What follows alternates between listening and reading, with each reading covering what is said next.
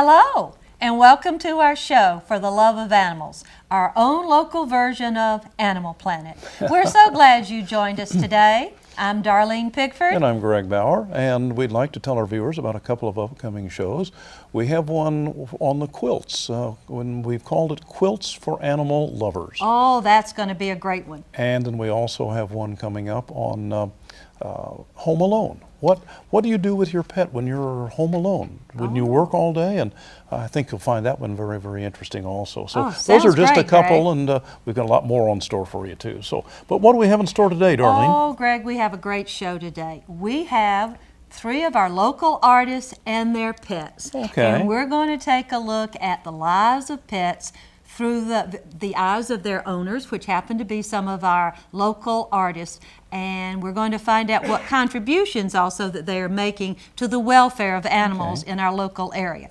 Would you make the introductions, Greg? Okay, and we might indicate also that they are here with the Lower Town Art Project in Paducah. Absolutely. And our first guest today is Kate Foley. And Kate, we're really pleased to have you today, and your little friend there. Sophie. Yes, Sophie. Why don't we begin a little bit, Kate, about your studio, where it is, what its name is, and then tell us a little bit about how Sophie came to be with you. Well, my studio will be called Gazing. It hasn't opened yet. I'm hoping next year sometime. Okay. We've just moved in and are still unpacking. And what kind of artist are you? I'm Educated? a multimedia artist, so I do a little bit of everything. All right. I do painting and sculpture, printmaking, and Very versatile. I guess you could say I'm versatile. Do you have a particular favorite medium? No, I don't. It's just wherever I'm kind of led to work at the time. All right. Yeah. And I think we have a wonderful little story. Tell us about Sophie. Well, Sophie is about 13 weeks old, and she was abandoned alongside a road and picked up at only about 5.5 weeks old, Christmas Day. Oh. We don't know what happened to the litter. We don't know what happened to her mother. But she was evidently came from a not so nice environment because she was skinned up and had a fungus all over her little body. We've taken and given her lots of treatments at the vets, and she's doing just fine. But she's a love. She's half Shih Tzu, half Jack Russell, so she has plenty of energy, and but she's, as you can see, she's got just a sweet streak too. Yes, she's doing really well with her training, and when I saw her, I just thought that's the right dog. Sometimes you just know in your heart. Yes. Now, did you pick her up from the side of the road, or no? Someone else did, okay. and then. I was asked if I wanted her, and I couldn't turn her down. At that with that time, little face, you couldn't. You could not turn that little face down. At that time, she only weighed about 3 pounds. Oh, so she's a good puppy. Now, is she going to be what they call a studio dog, or a house dog, or both? Both. Oh. Our dogs are always our companions. That we have them live in the house with us. Our last one was a wonderful yellow lab, Woody, who we lost through cancer, and it was a few years before we could bring ourselves to have another dog. But it was time when Sophie came. Well, Woody's special to me. I have a feral cat that's now my loving house cat named Woody, so that's special to me. Now, you also told us that you have a cat. We have a cat. A very persnickety black cat who is also a rescue. We heard her meowing for almost a month before we could even find her. We got her at about 6 months old, almost starved to death. She was living under abandoned houses in Lower Town, and we finally coaxed her out, and she was quite wild and quite afraid, and so she's now 4, and almost tame. But she's an inside kitty now and getting used to the puppy. So. Well, clearly you're really an animal lover. And let me ask a question. How have the animals maybe influenced the kind of artwork that you do? I don't know if they've ever influenced my artwork because I very seldom put animals in my artwork, but Okay. they help me as far as being centered as a person. You know, animals are so, they give until, you know, forever. Yes, yes. Everything's unconditional love with them. Yes. And I think it helps you put things in perspective. If you've had a bad day and you have this little puppy or dog that's just waiting for you to come home, that's the joy of their day is when you're there. Or if you're together, they get to know your moods, they get to know everything about you, and they're there for your their unconditional love. They're always giving. Exactly. That's right. And it helps you, I think, be balanced and relaxed and healthy. You know, it is proven that a pet, a dog or a cat, can lower your blood pressure and just promote being healthy. So, Yes. And not only do they do that, they're just great to have around. And So- they'll listen to you when no one else will. will. And they keep your secrets. That's right. And they don't talk back. They don't talk back. Well, she kind of talks back sometimes. Well, she's great. Listen, we also want to thank you for the work that you did with Project Hope, No Kill Humane Society. You were very generous in your donations, and you contributed your time through Lower Town in helping to get donations for some of the fundraisers. And on behalf of Project Hope, we really want to thank you for your efforts and on the behalf of the animals. It really has been appreciated, and it's such you're such an asset in the community, not only as an artist, but as a caring animal rescuer and supporter. So we thank you for Yes. that. Well, Yes, you're very very much. kind. I enjoyed every minute of it, and it's such important work. And you know, there's not enough people to speak up for these little guys and Right. to meet their needs. And I don't feel that I did that much, that I've done any more than a lot of people have. But and you know, actually, I'd love to make a point about that. I think sometimes people don't do something because they think it's too small, and it's never too small. Even a $1 donation adds Absolutely. up to be a huge donation. Yes, Yes, it it does. does. So yeah, everything people do is important. Yes. Well, we thank you for what you've done. Oh, you're so Greg, welcome. that face, that Oh, I is, know it. And, you ought to be the poster child. and Kate, we would like to thank you so much for coming by today and telling us about what work you do down with your artwork in Lower Town and bringing your little buddy and for Sophie. Brady. Well, thank you so Thank you much so for much. having us. Okay. Well, we would like now to take a break and give you a happy tale about a one-eyed kitty. Yes, you'll enjoy this one. Listen up.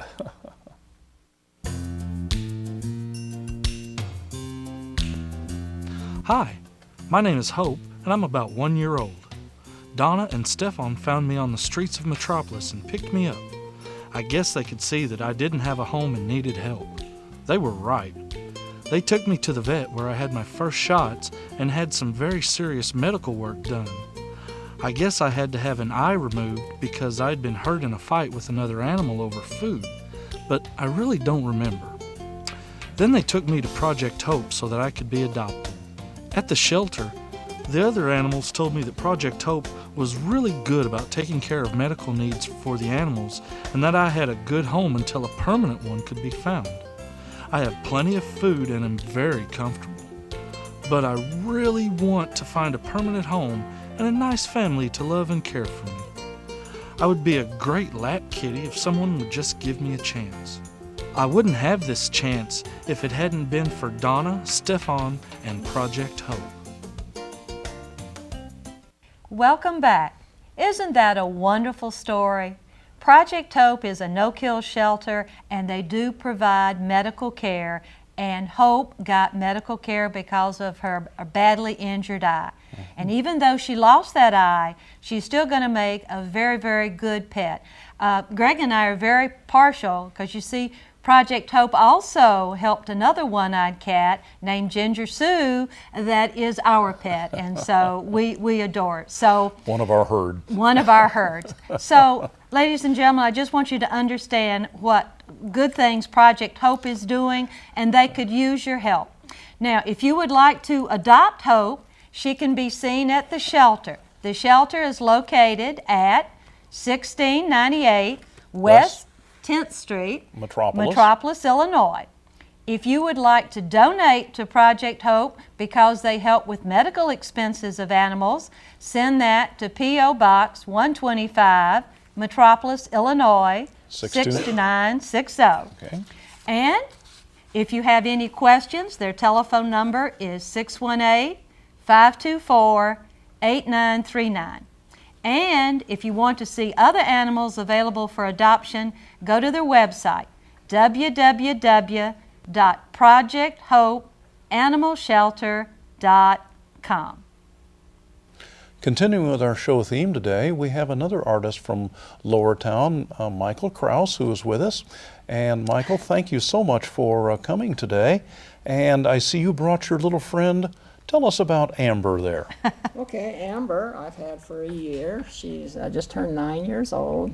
I got her from a adoption agency who'd gotten her from a breeder, and she used to be a show dog. Oh. And Amber's a Chinese crested, and there are two versions. Many people are familiar with the hairless variety of Chinese crested, and Amber is a powder puff. Okay. She's clearly not hairless. No, and her hair grows too, so I have to get it cut every now and then. Oh, I'm sure that she brings you a lot of joy, Michael. And how is she a part of your studio and the things that you do in Lower Town? I got her to be a studio dog. She doesn't hang out in my studio as much as I'd like to. She likes to hang out in my bed. My living space is right behind my studio, but she likes to sometimes sit at the door to my studio and watch me work, and once in a while she'll venture and check out what's going on. But I live by myself, and I have for quite some time now, and she's really a great companion and a great friend as well. Yes. Oh, yes. okay. Michael, you brought along some of your work. Tell us about your work here and what kind of artist you are. Okay, I'm known as a printmaker, a fine arts printmaker. I work in fine arts printmaking. My specialty is stone lithography, and this is an example of a hand-drawn, hand-printed stone lithograph. The image was drawn and printed off of Bavarian limestone. Okay. Tell us a little bit about that process, would you please, Michael? Educate me. Okay. Yeah, that's part of my job too. I've been teaching printmaking for 20-some years now, so and I enjoy that. But Okay. the process is basically the idea that grease and water don't mix, and it was developed a little over 200 years ago in Germany, and it's basically the same process by which newspapers and magazines are printed, offset, where grease and water don't mix. Okay. Okay. And the image is drawn with grease, and then to print the stone it is stabilized with a solution, and then it is dampened, and greasy ink is rolled across the stone, and it is rolled up the image and then printed using a press called a lithographic press. Okay. Sounds like a labor intensive. Believe me, it is. And so Amber is in the doorway when you're doing all of your work. Right. Now sometimes she likes to get treats, and if it hasn't been recently, she'll kind of wander out kind of begging for treats. So, Okay. yeah. And one of the things that you've also done, Michael, is that you've contributed very handsomely to Project Hope and its fundraising activities, and we'd like to recognize that and thank you very much for that. Thank you so much for your donations of your artwork for the fundraisers for Project Hope, because you've been most Well, I generous. sure appreciate that. And, Yeah. I moved here from Huntsville, Alabama a year and a half ago, and I had for many years I was contributing to a couple of animal organizations in Huntsville in the same capacity. And how have animals influenced your artwork, Michael? Well, I don't know if they don't show up in my images yet.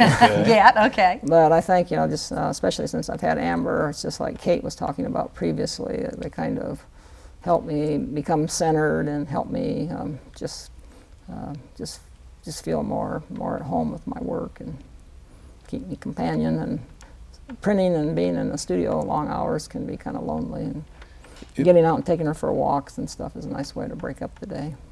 A question for how do you produce the images on your stone? I mean, are they done freehand, or I assume that's most what's of what done. I do is done freehand. That's a Okay. drawing process.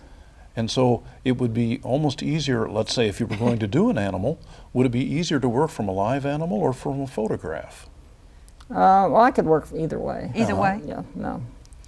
Absolutely. Some people like photographs because the animals don't move as much. Well, that makes it probably a little easier on you. Right, yeah. But can I just tell you an interesting story? That Please. After I moved into Lower Town, I didn't have an animal, and I was thinking about getting a cat instead, but I fell in love with another Chinese crested that an artist, Julie Shaw, in Lower Town owns. And Oh, But okay. when I got I'd been living in Lower Town for about half a year. Then when I got Amber, one of the first days I was out walking her, somebody drove by, slowed down, rolled the window down in their car and shouted out, "Now you're finally an official resident of Lower Town. You own a dog." Almost everyone in Lower Town owns a dog Okay. Or a cat. or a cat. In fact, so many of the artists down there are animal lovers, and Yes. that's the theme that we're trying to portray today, that they just have done wonderful rescue work, and they just are so good and so kind to animals. So, is she always this good? Most of the time, yes. She is just precious. Yes, And I can see how she'd be a lot of good company. yes.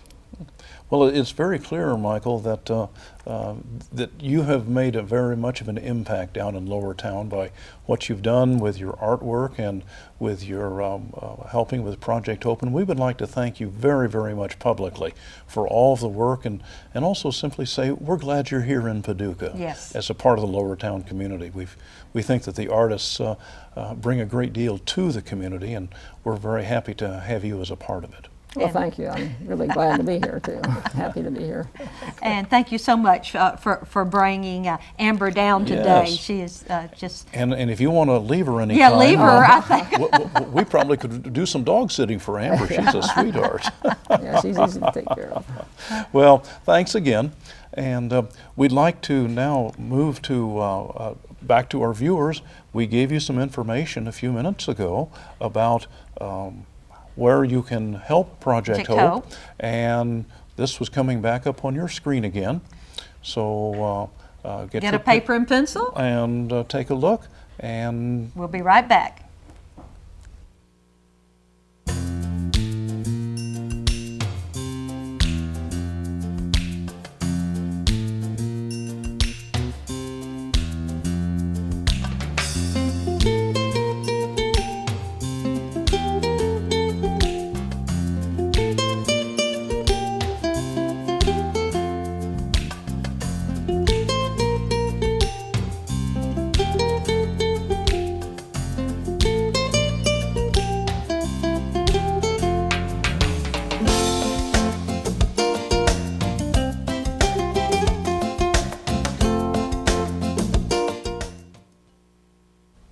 welcome back to our show.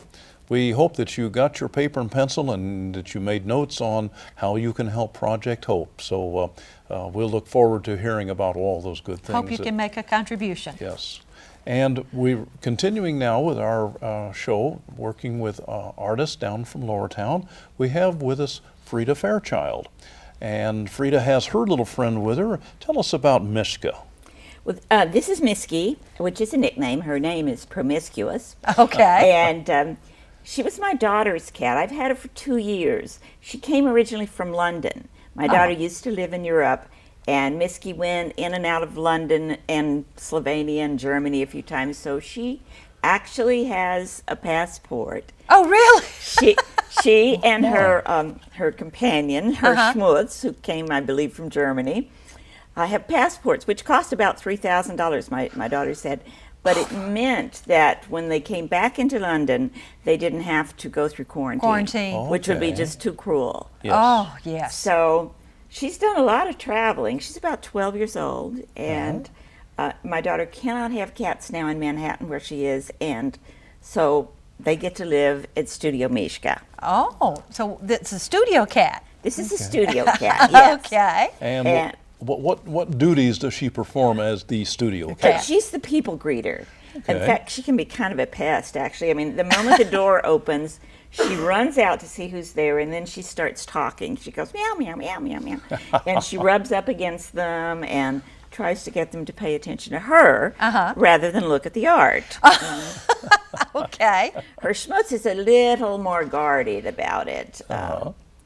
But they both like to spend time in the studio, lolling about and leaping from the upper balconies, you know, to the things that run the wires and pipes and so forth. You were telling me about her sleeping up on 20-foot above on beams. Tell us about that. Absolutely. Well, the Studio Mishka was at one time in its life a laundromat, and we had it gutted, and then we had all of the new electrical and all of that, Right. and so we left it exposed. My daughter wanted it to look like a New York loft, and it's, Right. the insulation is sprayed, but there's these big beams up there that carry the electrical or whatever, Right. and she sleeps up there. Just with everything hanging off and dangling down 20 feet above, and it looks scary, but she's perfectly, Happy. yeah. She's observing her domain. Yes, she is. So if you can't find her, you have to look up to the beams, right? I do. Well, actually, I have a trick. They're supposed to have dry cat food now because, you know, it's a thing of weight. But once in a while, they get a little tin of wet, and if I pop it, then they come. Those just ears? like that. So that's how I get them.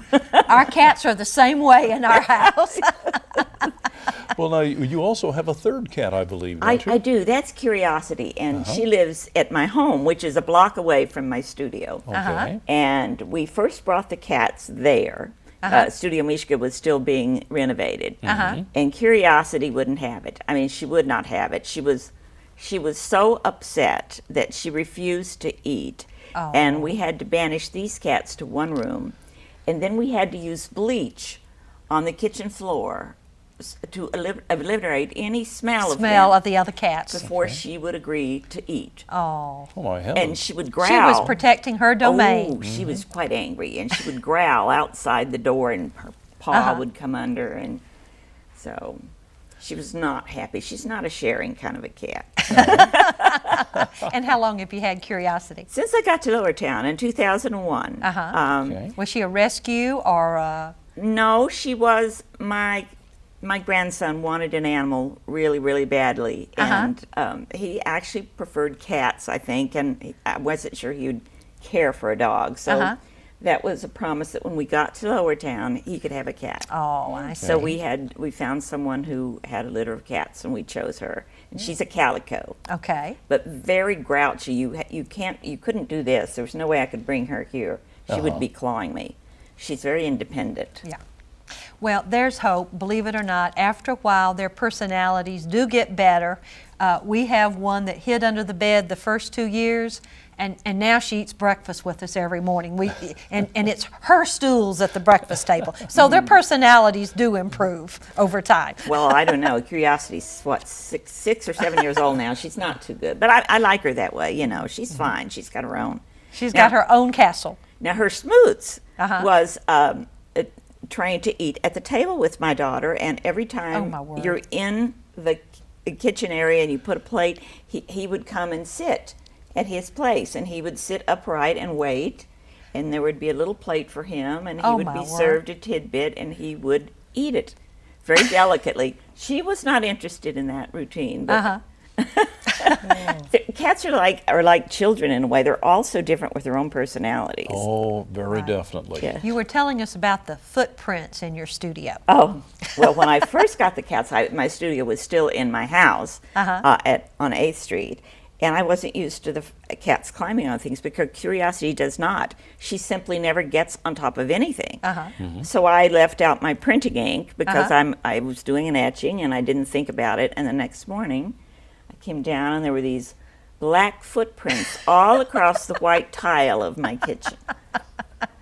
That's not funny, we know. No. No, it's not funny, but it is funny. Well, speaking of your artwork, tell us about this lovely piece that you brought down to show us the kind of artwork you do. And also the kind of artwork in general that you do. Right. Freda. Well, I am a printmaker and a fiber artist. Okay. And sometimes I make jewelry. That's at night because I don't like to sit still doing nothing. But this is a print, which means it's an etching. Okay. Okay.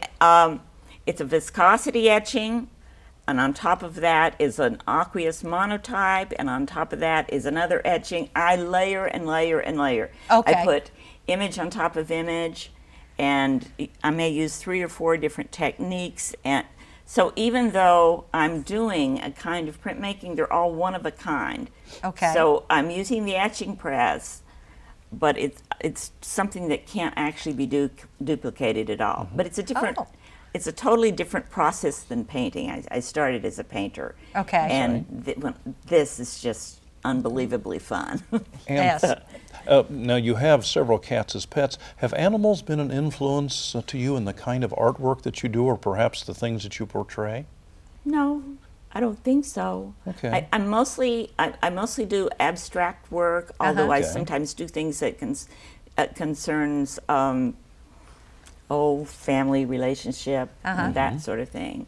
I've just always been surrounded. I actually don't call myself an animal person. Okay. I'm not an animal person, but I love certain animals. Do you know? Sure. They pick you. Yes. They pick you. Yes. So they do. Actually, I had a cat once, and they've always been cat. This is a marvelous story. And this cat picked the family, and my daughter, the owner of this animal, was only a year and a few months old, and we had had a party the night before, and she had fallen asleep, and I let her sleep on the couch in the family room instead of taking her to bed. And I had asked my husband to get either tuna or mackerel for Lollipop because he would not eat chicken. Well, my husband got the story and only remembered chicken. So I got up on Sunday morning. Lolly wanted to be fed. I opened the can and I said, "I'm very sorry, Lollipop, but this is all we have. You have to eat it." And so he went round and round and round and round, and he kept going, "Round." And then my daughter, who was just a baby, said very clearly, "You do not understand. I simply cannot eat this kind of food." So I got in the car and I drove 5 miles and got that cat mackerel. Of course.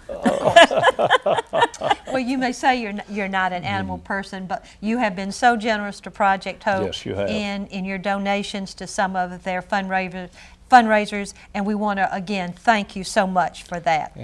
And not only that, but would like to thank all of the artists All in of the Lower Town artists. for their help and their participation. They've just been wonderful to us, and they've really, all of you have been a very great asset to our community, and we're very glad to have you. And thank you for helping Project Hope and the animals. And we'd You're like so And thank welcome. you for coming down today. Yes, and sharing your stories with us. And bringing this wonderful little kitty.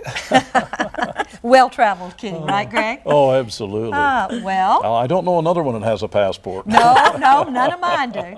Well, in closing, Well, I'm Darlene. this time just goes too quick. Oh, it does, Greg. I'm Greg. I'm Darlene. And we would like to have our viewers remember our favorite slogan: give your pet a little extra love today And every day. See you next time. Bye.